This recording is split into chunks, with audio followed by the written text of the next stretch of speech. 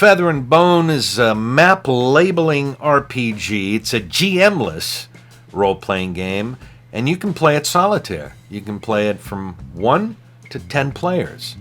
All right, so let me describe this game a little bit for you, because I ran into this, and every now and then I'll pick up random, role-playing games that, catch my attention.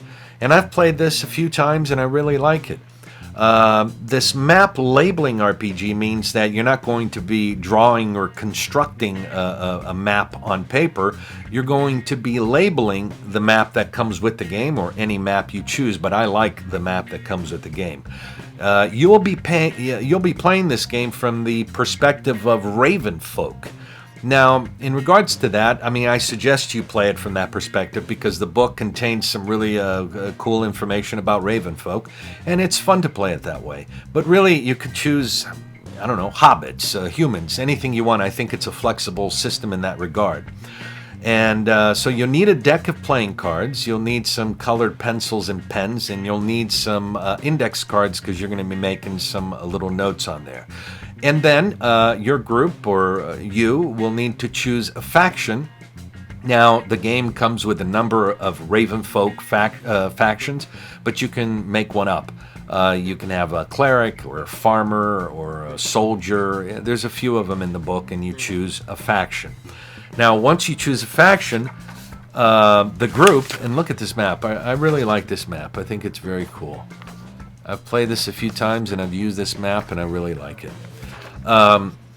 As a group, you're going to pick on this map a building, the seat of power. That's the first thing you guys do. So let's just say this big building here, we all decide that that's going to be the seat of power. Now, why is that important? Well, it's only important at the end of the game, because whoever has the most points will then be able to describe this building from their faction's perspective, using the beak, feather, and bone questions that come with the game.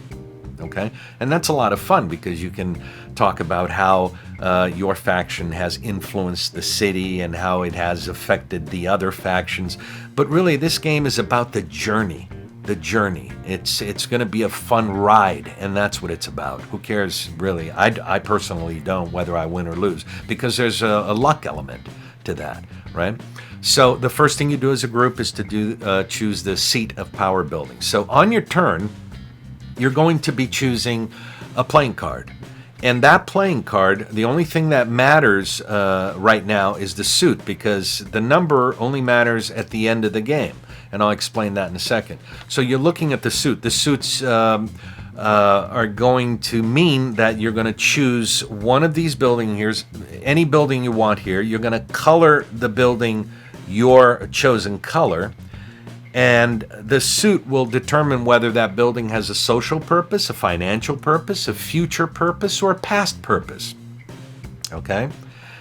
And that begins to tell the story a little bit. And you'll also, on your turn, answer the 3 questions, the beak, feather, and bone questions in regards to your building in this city. Now, if you choose a face card of any kind, that means you have to describe a rival using those same questions. So a rival could be, anybody from this city here, or it could be somebody from a faction within the game you're playing. It's up to you. It's a role-playing game. And you're not going to be necessarily playing the ravenfolk. You have sort of a bird's eye view on your faction, so you're not playing like a particular character. I find that pretty cool. But anyway, at the end of the game, and you have to determine how many rounds you're going to play, right? Because a deck of playing cards has 52 cards. So it depends on how many players are playing. You have to determine how many rounds you want to play this game, or how many rounds you can play the game, right? Because you just got to do the math. There's 52 playing cards. But at the end of the game, let's say you decide to play 5 rounds.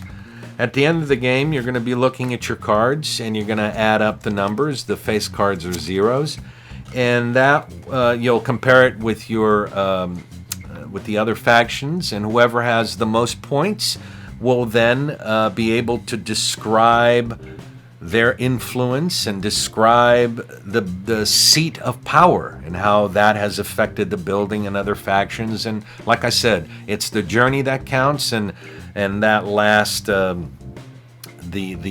golden ability as a role player to be able to describe, to end the game by describing the seat of power from your faction's perspective.